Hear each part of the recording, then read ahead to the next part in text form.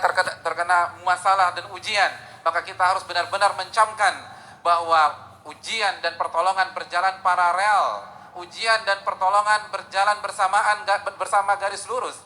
Tidak mungkin ujian meninggalkan pertolongan. Tidak mungkin masalah meninggalkan pertolongan. Karena Allah lah yang memberikan kita ujian, sebagaimana Allah juga yang memberikan kita pertolongan. Allah Subhanahu wa taala berfirman dalam hadits qudsi, "Ana 'inda dhanni 'abdi bi, in khairan fa khairun wa in syarran fa syarr." Aku tergantung prasangka hambaku terhadap diriku. Aku tergantung keyakinan hambaku terhadap diriku. Kalau keyakinan dan prasangkanya baik, maka akan baik yang akan terjadi. Apabila kita yakin pertolongan itu akan datang, maka Allah akan datangkan pertolongan. Dan sebaliknya, wa in syarran fasyarr, kalau ternyata kita suudzon kepada Allah, buruk sangka kepada Allah, pesimis ketika menghadapi hari-hari ini, maka yang akan datang adalah masalah berikutnya dan tidak ada solusi sama sekali. Wa in syarran fasyarr, kalau buruk sangka, maka yang terjadi adalah keburukan. Siapa di antara kita yang ketika ada masalah langsung mengingat Rabbul Alamin? Begitu ada masalah, yang dia ingat adalah bukan masalahnya tapi pertolongan Allah Subhanahu wa taala. Siapa di antara kita yang langsung mengambil air wudhu lalu sujud 2 rakaat karena dia yakin kepada firman Allah Subhanahu wa taala, "Wasta'inu bis sabri was shalah." Minta pertolongan kepada Allah dengan sabar dan salat. Hadirin yang Allah muliakan, ketika Nabi kita sallallahu alaihi wasallam menjelaskan bahwa pertolongan akan Allah turunkan dari langit sesuai dengan tingkat kesulitan dan tingkat masalah yang kita hadapi. Bukankah itu pesan besar bahwa yang memberikan pertolongan bukan makhluk, yang memberikan pertolongan adalah Rabbul makhluk dan Allah Subhanahu wa taala.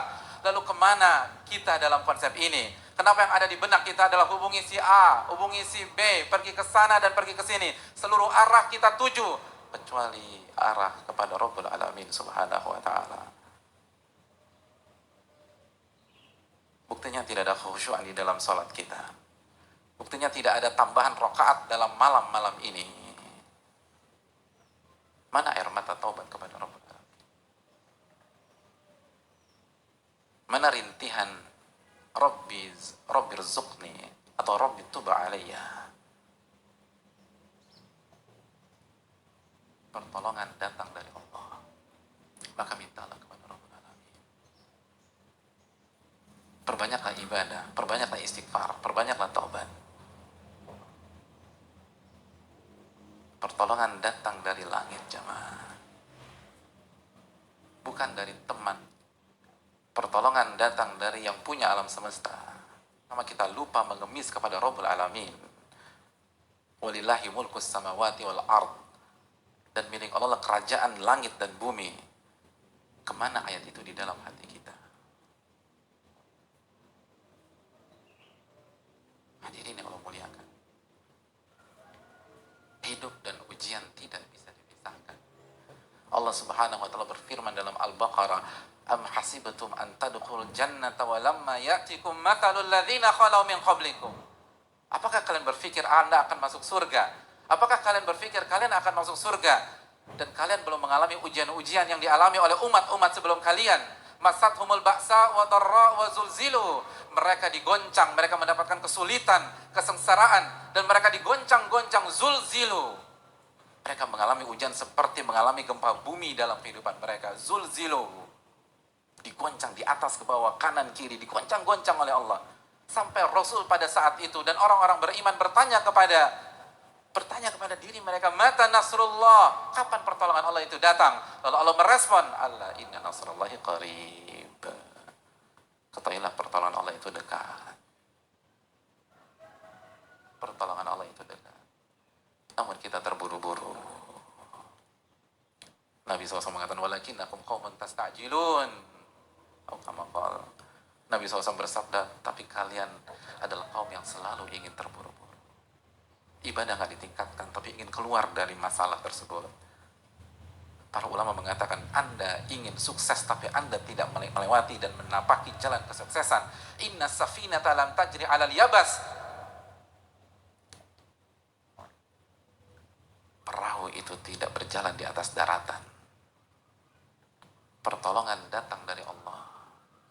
Itu sabda Nabi kita SAW, jika kita masih percaya dengan Nabi kita. Itu sabda Nabi kita SAW yang Allah firmankan dalam surat An-Najm ayat 3, "Wa ma yantiqu 'anil hawa in huwa illa wahyun yuha." Nabi tidak berbicara dengan hawa nafsunya, tapi wahyu yang Allah wahyukan kepada beliau. Dan di antara wahyu tersebut, pertolongan didatangkan dan diturunkan sesuai dengan tingkat kesulitan. Tingkat kesulitan 70%, pertolongan 70%. Tingkat kesulitan 80%, pertolongan 80%. Tingkat kesulitan 90%, pertolongan 90%. Tingkat kesulitan 99%, pertolongan datang 99%. Fa'tabiru ya ulil albab. Maka ambil pelajaran bagi orang-orang yang mampu berpikir. Mungkin ada di antara kita yang bertanya, bukankah pertolongan seringkali tidak datang bersamaan dengan datangnya masalah dan ujian?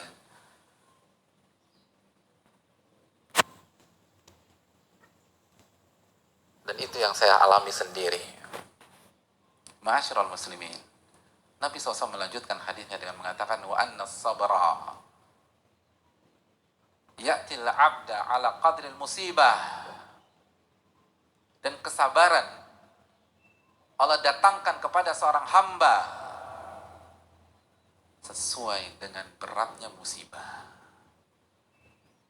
Betul, masalah datang di bulan Januari misalnya, atau di bulan Februari, atau di bulan Maret, lalu sampai sekarang pertolongan yang clear itu belum terlihat. Tapi Allah memberikan solusi, Allah berikan kesabaran yang membuat kita bisa menjalani hari-hari berat tersebut sampai benar-benar semuanya diselesaikan oleh Allah Subhanahu wa taala. Dan kesabaran yang Allah berikan sesuai dengan beratnya musibah yang kita rasakan. Kesabaran yang Allah berikan sesuai dengan rasa sakit yang kita rasakan. Kesabaran yang Allah berikan sesuai dengan kekuatan yang kita butuhkan. Wa anna sabra ya'til 'abda 'ala qadril musibah. Sabar akan didatangkan kepada hamba sesuai dengan beratnya musibah. Ini menunjukkan bahwa tidak ada alasan dan tidak ada pintu masuk untuk pesimistis. Tidak ada alasan dan tidak ada pintu masuk untuk lemah, untuk galau, untuk putus asa. Karena semua diberikan oleh Allah Subhanahu wa taala. Dan diberikan, bahasanya itu dikasih datang dari langit.